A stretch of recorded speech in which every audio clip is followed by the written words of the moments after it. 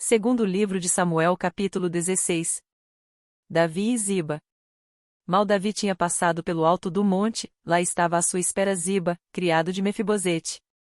Ele trazia 2 jumentos carregando 200 pães, 100 bolos de uvas passas, 100 frutas da estação e uma vasilha de couro cheia de vinho. O rei perguntou a Ziba: por que você trouxe essas coisas?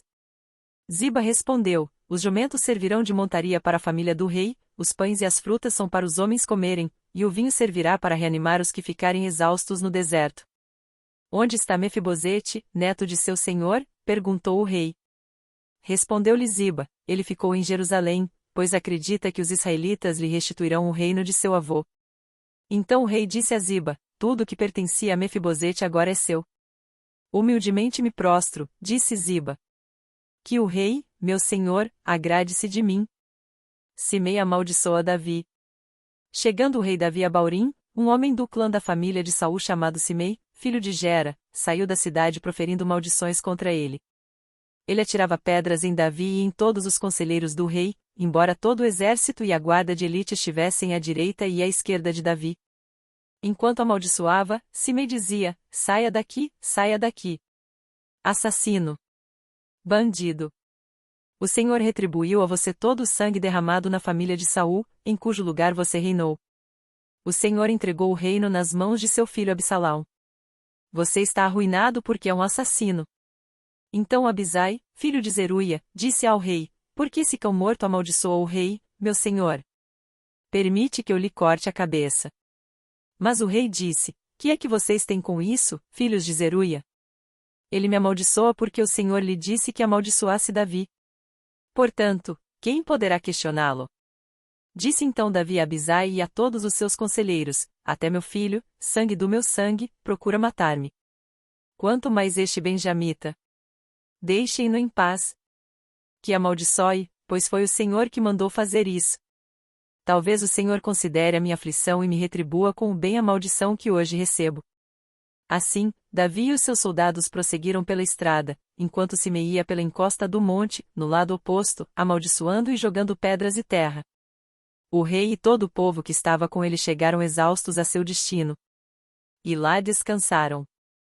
O conselho de Uzai e Aitofel.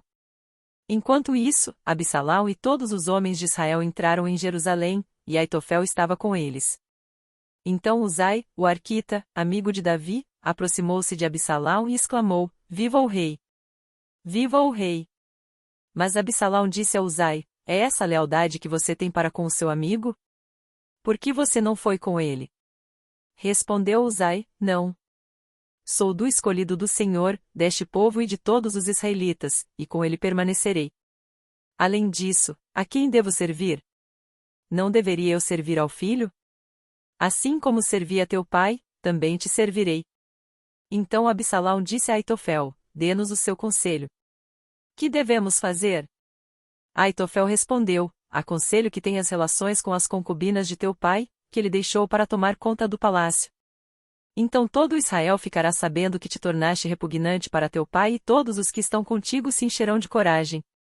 E assim armaram uma tenda no terraço do palácio para Absalão, e ele teve relações com as concubinas de seu pai à vista de todo Israel. Naquela época, tanto Davi como Absalão consideravam os conselhos de Aitofel como se fossem a palavra do próprio Deus. Segundo livro de Samuel capítulo 17. Aitofel disse a Absalão: permite-me escolher 12.000 homens e partirei esta noite em perseguição a Davi. Eu o atacarei enquanto ele está exausto e fraco, vou causar-lhe pânico, e seu exército fugirá. Depois matarei somente o rei. E trarei todo o exército de volta a ti. É somente um homem que procuras matar. Assim, todo o exército ficará em paz. Esse plano pareceu bom a Absalão e a todas as autoridades de Israel. Entretanto, Absalão disse: chamem também Uzai, o arquita, para que ouçamos a opinião dele. Quando Uzai entrou, Absalão lhe disse: Aitofel deu-nos o conselho dele. Devemos fazer o que ele diz, ou você tem outra opinião? Uzai respondeu: o conselho que Aitofel deu desta vez não é bom. Sabes que o teu pai e os homens que estão com ele são guerreiros e estão furiosos como uma ursa selvagem da qual roubaram os filhotes. Além disso, teu pai é um soldado experiente e não passará a noite com o exército. Ele, agora, já deve estar escondido numa caverna ou em algum outro lugar. Se alguns dos teus soldados forem mortos no primeiro ataque, quem souber disso dirá: houve matança no meio do exército de Absalão. Então, até o mais bravo soldado, corajoso como o leão, ficará morrendo de medo, pois todo Israel sabe que teu pai é um guerreiro valente e que seus soldados são corajosos. Por isso, dou o seguinte conselho: que se reúnam a ti todos os homens de Israel, desde Dan até Berseba, tantos como a areia da praia, e que tu mesmo os conduzas na batalha. Então atacaremos onde quer que ele se encontre e cairemos sobre ele como o orvalho cai sobre a terra. Ele e todos os seus homens não escaparão. Se ele se refugiar em alguma cidade, todo Israel levará cordas para lá, e arrastaremos aquela cidade para o vale, até que não reste ali nem sequer uma pequena pedra. Absalão e todos os homens de Israel consideraram o conselho de Uzai, o arquita, melhor do que o de Aitofel, pois o Senhor tinha decidido frustrar o eficiente conselho de Aitofel, a fim de trazer ruína sobre Absalão. Uzai contou aos sacerdotes Zadok e Abiatar o conselho que Aitofel dera a Absalão e às autoridades de Israel, e o que ele mesmo lhes tinha aconselhado em seguida. Então pediu que enviassem imediatamente esta mensagem a Davi: não passe a noite nos pontos de travessia do Jordão, no deserto, mas atravesse logo o rio, senão o rei e todo o seu exército serão exterminados. Jonatas e Aimais estavam em Enrogel, e uma serva os informava regularmente, pois não podiam arriscar-se a serem vistos na cidade. Eles, por sua vez, iam relatar ao rei Davi o que tinham ouvido. Mas um jovem os viu e avisou Absalão. Então eles partiram rapidamente e foram para a casa de um habitante de Baurim, que tinha um poço no quintal. Eles desceram ao poço. E a dona da casa colocou a tampa no poço. Para disfarçar, espalhou grãos de cereal por cima. Os soldados de Absalão chegaram à casa da mulher e lhe perguntaram: onde estão Aimais e Jonatas? A mulher respondeu: eles atravessaram as águas. Os homens os procuraram sem sucesso, e voltaram a Jerusalém. Tendo eles ido embora, os dois saíram do poço e foram informar o rei Davi. Falaram-lhe do conselho que Aitofel dera contra ele e lhe disseram que atravessasse imediatamente o Jordão. Então Davi e todo o seu exército saíram e, quando o sol nasceu, todos tinham atravessado o Jordão. Vendo Aitofel que o seu conselho não havia sido aceito, selou seu jumento e foi para casa, para sua cidade natal, pôs seus negócios em ordem e depois se enforcou. Ele foi sepultado no túmulo de seu pai. Davi já tinha chegado a Manaim quando Absalão atravessou o Jordão com todos os homens de Israel. Absalão havia nomeado Amasa comandante do exército em lugar de Joabe. Amasa era filho de Jéter, um israelita que havia possuído Abigail, filha de Naás e irmã de Zeruia, mãe de Joabe. Absalão e os israelitas acamparam em Gileade. Quando Davi chegou a Manaim, Sobi, filho de Naás, de Rabá dos Amonitas, Maquir, filho de Amiel, de Lodebar, e o gileadita Barzilai, de Rogelim. Trouxeram a Davi e ao seu exército camas, bacias e utensílios de cerâmica e também trigo, cevada, farinha, grãos torrados, feijão e lentilha. Mel e coalhada, ovelhas e queijo de leite de vaca, pois sabiam que o exército estava cansado, com fome e com sede no deserto. Segundo livro de Samuel capítulo 18. A morte de Absalão. Davi passou em revista o exército e nomeou comandantes de batalhões de 1.000 e de 100. Depois dividiu o exército em 3 companhias, uma sob o comando de Joabe, outra sob o comando de Abisai, irmão de Joabe, filho de Zeruia, e outra sob o comando de Itaí, o giteu. Disse então o rei ao exército: eu também marcharei com vocês. Mas os homens disseram: não faças isso. Se tivermos que fugir, eles não se preocuparão conosco e, mesmo que metade de nós morra em batalha, eles não se importarão. Tu, porém, vales por 10.000 de nós. Melhor será que fiques na cidade e dali nos des apoio. O rei respondeu: farei o que acharem melhor. E o rei ficou junto à porta, enquanto os soldados marchavam, saindo em unidades de 100 e de 1.000. O rei ordenou a Joabe, a Abisai e a Itaí: por amor a mim, tratem bem o jovem Absalão. E todo o exército ouviu quando o rei deu essa ordem sobre Absalão a cada um dos comandantes. O exército saiu a campo para enfrentar Israel, e a batalha aconteceu na floresta de Efraim, onde o exército de Israel foi derrotado pelos soldados de Davi. Houve grande matança naquele dia, elevando-se o número de mortos a 20.000. A batalha espalhou-se por toda a região e, naquele dia, a floresta matou mais que a espada. Durante a batalha, Absalão, montado em sua mula, encontrou-se com os soldados de Davi. Passando a mula debaixo dos galhos de uma grande árvore, Absalão ficou preso nos galhos pela cabeça. Ficou pendurado entre o céu e a terra, e a mula prosseguiu. Um homem o viu e informou a Joabe: acabei de ver Absalão pendurado numa grande árvore. Você o viu? Perguntou Joabe ao homem. E por que não o matou ali mesmo? Eu teria dado a você 10 peças de prata e um cinturão de guerreiro. Mas o homem respondeu: mesmo que fossem pesadas e colocadas em minhas mãos 1000 peças de prata, eu não levantaria a mão contra o filho do rei. Ouvimos o rei ordenar a ti, a Abisai e a Itai: protejam, por amor a mim, o jovem Absalão.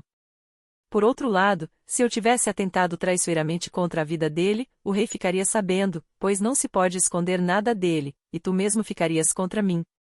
E Joabe disse: não vou perder mais tempo com você.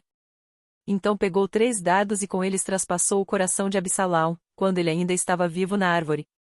E 10 dos escudeiros de Joabe cercaram Absalão e acabaram de matá-lo. A seguir Joabe tocou a trombeta para que o exército parasse de perseguir Israel e assim deteve o exército. Retiraram o corpo de Absalão, jogaram-no num grande fosso na floresta e fizeram um grande monte de pedras sobre ele. Enquanto isso, todos os israelitas fugiam para casa. Quando em vida, Absalão tinha levantado um monumento para si mesmo no Vale do Rei, dizendo: não tenho nenhum filho para preservar a minha memória. Por isso deu à coluna o seu próprio nome. Chama-se ainda hoje Monumento de Absalão. Davi chora a morte de Absalão. Então Aimaas, filho de Zadok, disse: deixa-me correr e levar ao rei a notícia de que o Senhor lhe fez justiça, livrando-o de seus inimigos. Não é você quem deve levar a notícia hoje, disse-lhe Joabe. Deixe isso para outra ocasião. Hoje não, porque o filho do rei morreu. Então Joabe ordenou a um etíope: vai dizer ao rei o que você viu. O etíope inclinou-se diante de Joabe e saiu correndo para levar a notícia.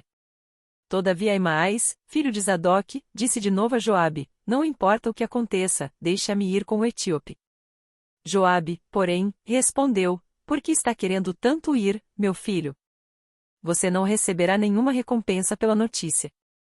Mas ele insistiu: não importa o que aconteça, quero ir. Disse então Joabe: pois vá. E Aimaas correu pelo caminho da planície e passou à frente do etíope.